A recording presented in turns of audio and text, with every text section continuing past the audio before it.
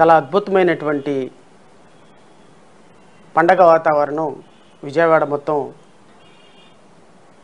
నిండిపోయింది. పల్లె వెలుగు బస్సులు ప్రతి గ్రామం నుంచి, ప్రతి మండలం నుంచి, ప్రతి జిల్లా నుంచి వేలాది బస్సులేసి దళిత బిడ్డలందరినీ, బహుజన బిడ్డలందరినీ, ప్రజాస్వామ్యవాదులందరినీ విజయవాడ స్వరాజ్య మైదానం వైపు నడిపించారు. చాలా అట్టహాసంగా భారతదేశానికి రాజ్యాంగం అందించినటువంటి డాక్టర్ బిఆర్ అంబేద్కర్ స్మృతివనంలో స్వరాజ్య మైదానం అని పేరు పెట్టి చాలా అద్భుతమైనటువంటి ఒక శిల్పాన్ని 125 అడుగుల విగ్రహం అని, 206 అడుగుల విగ్రహం అని పెడస్ట్రియల్లో కూడా కలుపుకొని చాలా విగ్రహాన్ని ఏర్పాటు చేసి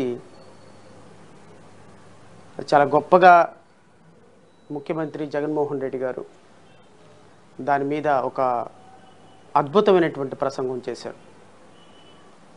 ఈరోజు మంచిది, వెరీ గుడ్,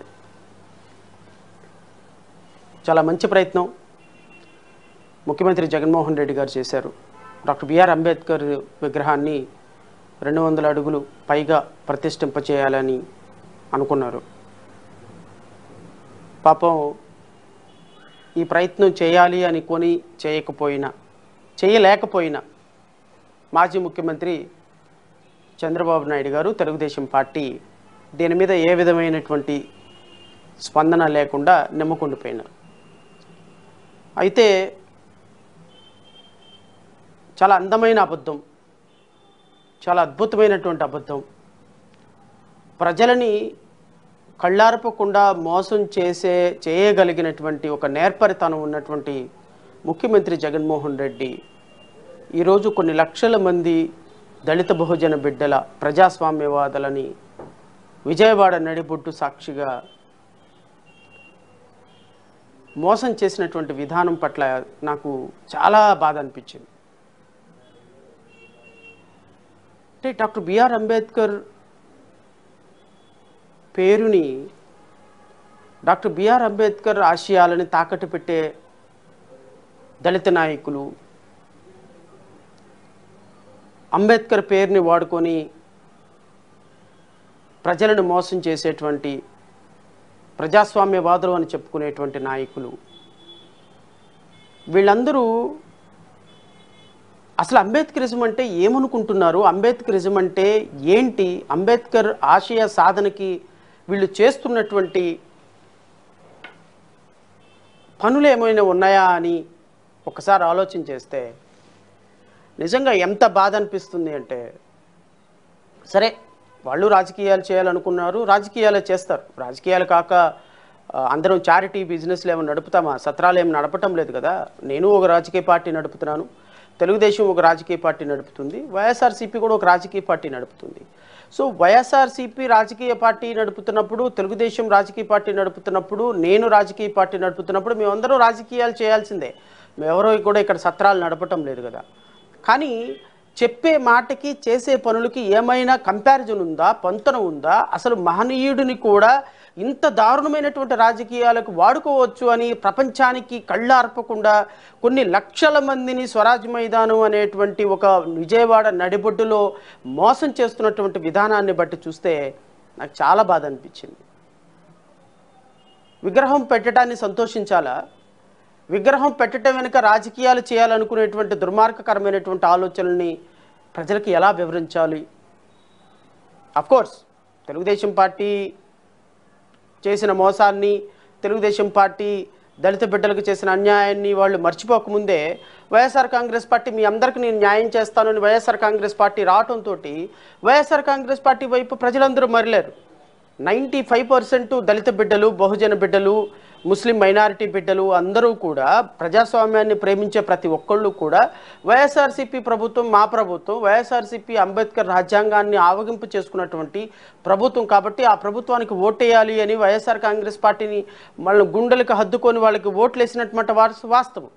కానీ ఓట్లు వేసిన దగ్గర నుంచి ఈ ప్రభుత్వాన్ని తమ భుజస్కంధాల మీద 151 సీట్లతోటి తీసుకొచ్చిన తరువాత ఈ రాష్ట్ర ప్రభుత్వం దళిత బిడ్డల పట్ల, ప్రజాస్వామ్యవాదుల పట్ల, రైతుల పట్ల, బహుజన బిడ్డల పట్ల చేసినటువంటి అత్యంత దుర్మార్గకరమైనటువంటి నీచాతి నికృష్టమైనటువంటి పనుల పట్ల తేరుకోకముందే, వారి మీద జరుగుతున్నటువంటి సామాజిక, ఆర్థిక, రాజకీయ దోపిడీ నుంచి ఇంకా వాళ్ళు బయటపడకముందే మరలా ఒక అందమైనటువంటి అబద్ధాన్ని, చాలా అద్భుతమైనటువంటి అబద్ధాన్ని 125 అడుగుల బాబాసాహెబ్ అంబేద్కర్ విగ్రహం రూపంలో ఈరోజు వైఎస్ఆర్సీపీ లక్షలాది మంది ప్రజలను, దళిత బిడ్డల్ని మోసం చేస్తున్న విధానాన్ని మళ్ళీ ఇంకొకసారి చూస్తే నాకు అనిపించింది, జగన్మోహన్ రెడ్డి కానీ చంద్రబాబు నాయుడు కానీ మీరు దళిత బిడ్డలని మోసం ఇంకా చెయ్యలేరు.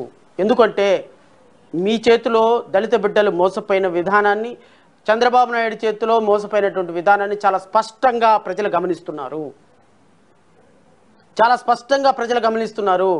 కొన్ని వందల మంది ఫోన్లు చేసి ఈ దుర్మార్గకరమైనటువంటి ప్రభుత్వానికి ఆల్టర్నేటివ్ కావాలి అని కోరుకుంటున్నారు. ఆల్టర్నేటివ్ ప్రభుత్వంగా ఈ రాష్ట్ర ప్రభుత్వం ఇప్పుడున్నటువంటి వైఎస్ఆర్సీపీకి, తెలుగుదేశం పార్టీ ప్రభుత్వానికి ఆల్టర్నేటివ్గా వచ్చినటువంటి నిజమైనటువంటి అంబేద్కర్ వాదం, అంబేద్కర్ ఆలోచన విధానంతో నడిచేటువంటి పార్టీ, ఏకైక పార్టీ అది జై భీమ్రావ్ భారత్ పార్టీ. ఎందుకంటే మా పార్టీ పేరే డాక్టర్ బాబాసాహెబ్ అంబేద్కర్. నేను వీడియో చూస్తున్నటువంటి మిత్రులందరినీ, బహుజన సోదరులందరినీ, ఉద్యోగస్తుల్ని, మహిళలందరినీ కోరుతున్నా, ఈరోజు 125 అడుగుల విగ్రహం, బాబాసాహెబ్ అంబేద్కర్ విగ్రహం పెట్టడంతో జగన్మోహన్ రెడ్డి చేసిన పాపాలన్నీ మంచి అయిపోతాయా? జగన్మోహన్ రెడ్డి చేసినటువంటి అరాచకాలన్నీ మంచి అయిపోతాయా? జగన్మోహన్ రెడ్డి ఈ రాష్ట్రంలో దళిత బిడ్డల మీద సాగించినటువంటి మారణ హోమం, దళిత బహుజన బిడ్డల మీద చేసినటువంటి అత్యంత నీచమైనటువంటి పనులు మంచి అయిపోతాయా? ఒక్కసారి ఆలోచించమని అడుగుతున్నా. ఈ దేశంలో సోదరులారా, డాక్టర్ సుధాకర్ అనేటువంటి ఒక అమానవీయమైనటువంటి సంఘటన మర్చిపోక ముందే మన కళ్ళ ముందు ఈ ప్రభుత్వం రావటంతో దళిత బిడ్డల మీద దుర్మార్గంగా సాగించినటువంటి మారణకాండని ప్రపంచానికి అత్యంత దుర్మార్గకరంగా ప్రకటించి ఈరోజు ఒక దళిత డాక్టర్ రోడ్డు మీద బట్టలు లేకుండా అర్ధనగ్నంగా, పశువు కంటే హీనంగా ట్రాలీ ఆటోలో తీసుకెళ్ళి తన మరణానికి కారణమయ్యి తన బిడ్డల్ని, తన భార్యని కూడా ఈరోజు రోడ్డు మీదకి రానివ్వకుండా అత్యంత దుర్భరమైన బ్రతుకుతున్నటువంటి వారి బిడ్డల ప్రాణాలని అరచేతిలో పెట్టుకొని బతుకుతానికి కారణం ఎవరు సార్? జగన్మోహన్ రెడ్డి మీరు కాదా? కారణం ఎవరు? ఆ రోజు వేదిక మీద కూర్చున్నటువంటి మంత్రులు, ఉప ముఖ్యమంత్రులు కాదా? ఈరోజు వేదిక మీద కూర్చున్నటువంటి నాయకులు కాదా? ఆ రోజున మంత్రులుగా ఉన్నటువంటి సుచరిత కాదా? ఆ రోజున మంత్రులుగా ఉన్నటువంటి విశ్వరూప్ కాదా? ఆ రోజున మంత్రులుగా ఉన్నటువంటి ఆదిమూలపు సురేష్ కాదా? వీళ్ళందరూ ఏమైపోయారు? డాక్టర్ బిఆర్ అంబేద్కర్ ఒక ఆలోచన విధానంతో నడవాలి అనుకున్నటువంటి వ్యక్తులు, ఒక డాక్టర్ సుధాకర్ అనేటువంటి వ్యక్తిని కొట్టినప్పుడు మీరందరూ ఏమైపోయినారు? ఏ కంతలో దాక్కున్నారు? డాక్టర్ బిఆర్ అంబేద్కర్ ఆలోచన విధానం ఏమైపోయింది? ఒక దళిత బిడ్డను అన్యాయంగా కొడుతుంటే ఆ రోజు ఆత్మాభిమానం కనిపించలేదా? ఆ రోజు మీకు ఆత్మగౌరవం కనిపించలేదా? ఆ రోజు అంబేద్కర్ ఆశయాలు గుర్తురాలేదా? ఈరోజు తగుదనమ్మా అని వెళ్ళిపోయి అంబేద్కర్ విగ్రహం దగ్గర అభినవ్ అంబేద్కర్ అని జగన్మోహన్ రెడ్డిని పొగుడుతుంటే సిగ్గుపడాలి. మిమ్మల్ని చూసి జాతి సిగ్గుపడాలి.